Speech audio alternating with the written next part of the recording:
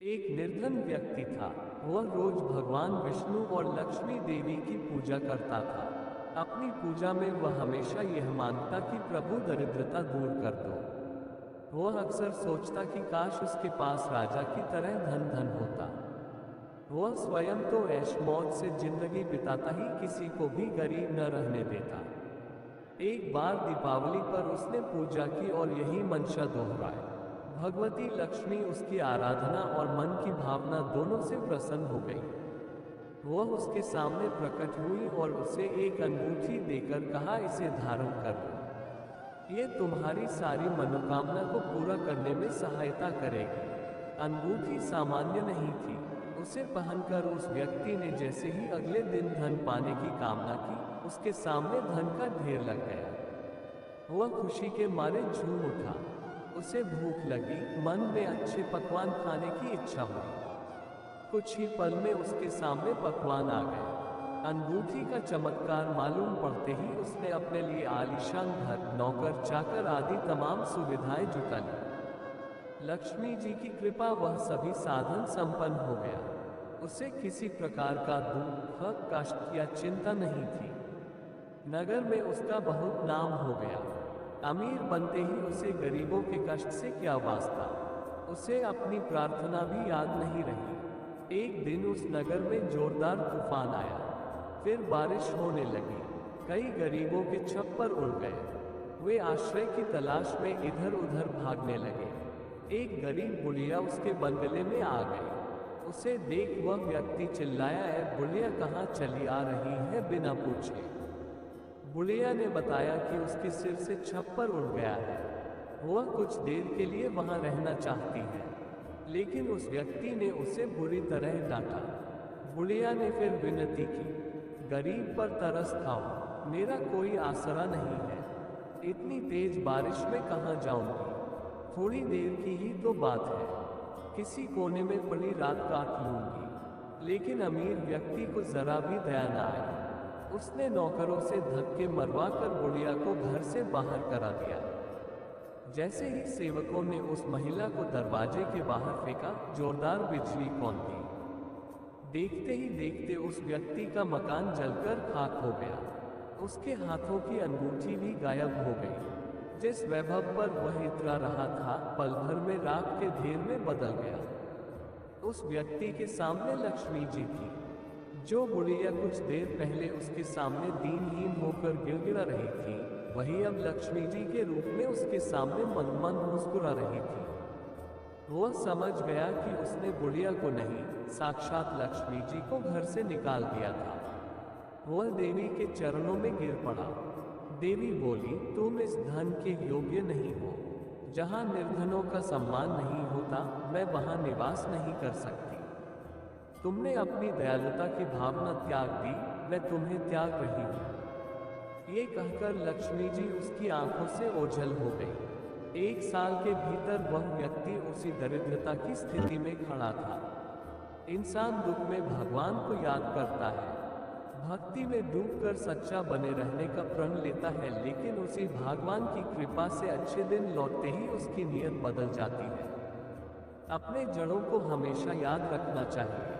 मन की अच्छी भावनाएं बनी रहती हैं। एक बार बालक गणेश जी पाराशर ऋषि के आश्रम में मुनि पुत्रों के साथ खेल रहे थे। तभी वहां कुछ नाग कन्याएं आ गई। नटखट बालक गणेश को देखकर उन कन्याओं को उन पर बड़ा प्रेम आया। उनका मन भी किया वे गणपति के साथ खेलती रहे, लेकिन उन्हें समय रहते जाना था। नाग कन्याओं ने गणेश जी से कहा कि आप हमारे साथ हमारे लोक चलिए। वहां आपको हम खूब खिलाए पिलाएंगे।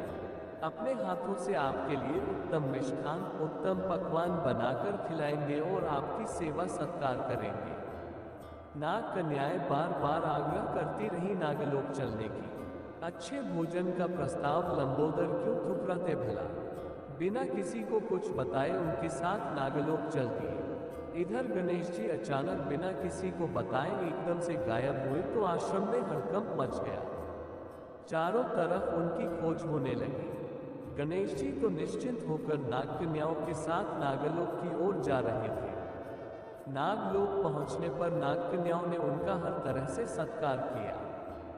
नाग कन्याओं ने गणेश जी की पूजन आरती की, उनको 56 भोग चढ़ाया, तरह तरह दिव्य आभूषणों और वस्त्रों से विभूषित कर सजाया। तभी नागराज वासुकी ने नाग कन्याओं को गणेश जी के साथ खेलते देखा। लंबे उदर और अत्यधिक भोजन में गणेश जी की रुचि देखकर वासुकी उनका उपहास करने लगे। वासुकी ने सबसे पहले गणपति के आभूषणों का उपहास किया, फिर उनके उदर और मुख का मजाक उड़ाने लगे। गणेश जी कुछ देर तक चुपचाप सहते रहे। उनकी सहनशीलता से वासुकी की हिम्मत बढ़ गई। वह उनको मोटी बुद्धि का बताने लगे तो गणेश जी को क्रोध आ गया। उन्होंने वासुकी को सबक सिखाने का निर्णय किया। गणपति लपककर वासुकी के ऊपर सवार हो गए, उनके फन पर पैर रखकर दबाने लगे। इससे वासुकी तिलमिलाया। गणेश जी को आनंद आने लगा। उन्होंने वासुकी का मुकुट निकालकर स्वयं पहन लिया। वासुकी ने प्रतिरोध की कोशिश की, लेकिन गणपति के आगे वह कहाँ टिकते। वह जितना प्रतिरोध करते, गणपति उनके फन पर उतना ही तेज नृत्य आरंभ कर देते। कुछ ही पलों में परमवीर नागराज गणपति के पैरों के दबाव से बुरी तरह घायल होकर कराहने लगे। वह गणपति से ऊंचे स्वर में क्षमायाचना करने लगे। गणपति उग्र हो चुके थे। वासुकी की कराह से पूरा नागलोक गूंज रहा था। बात बात में हुए इस क्षणिक युद्ध में वासुकी पराजित हो गए। वासुकी की दुर्दशा का समाचार सुन उनके बड़े भाई शेषनाग आ गए। उन्होंने गर्जना की, मेरे भाई के साथ किसने इस तरह का व्यवहार किया है, मैं उसे विषदंश से भस्म कर दूंगा। वह क्रोध में फुफकार रहे थे। गणेश जी सामने आए। उनका उग्र रूप देखकर शेषनाग भी भयभीत हो गए। उन्होंने गणेश जी को पहचानकर उनका अभिवादन किया, स्तुति की। नाग कन्याओं ने शेषनाग को वासुकी द्वारा गणपति के अपमान की बात बताई। लज्जित शेषनाग ने गणेश जी से क्षमायाचना की। शेषनाग ने गणपति को नागों को अपना कृपा पात्र बनाने की विनती की और उन्हें नागलोक का राजा घोषित कर सभी नागों का स्वामी बना दिया। गणपति का क्रोध शांत हो चुका था। उन्होंने वासुकी को नागलोक का शासन सौंपा और फिर वापस अपने गुरुकुल आ गए। सिर पर बाल झड़ना युवाओं में एक आम समस्या है। यह आजकल की अनियमित दिनचर्या का नतीजा तो है ही, साथ ही इसमें जन्म पत्रिका में स्थित सूर्य महत्वपूर्ण भूमिका अदा करता है। सूर्य लग्न में द्वितीय स्थान में, द्वादश में कैसी भी स्थिति में हो, वह जातक को गंजापन देता है। सूर्य लग्न का होने पर यदि नीच का हो तो जातक छोटी उम्र में ही गंजा हो जाता है। सूर्य यदि द्वितीय या द्वादश भाव में शत्रु राशि का या नीच का हो तो जातक को किसी बीमारी की वजह से गंजापन आता है। यदि पत्नी की पत्रिका में सप्तम स्थान पर सूर्य स्थित हो तो पति को गंज रोग होता है।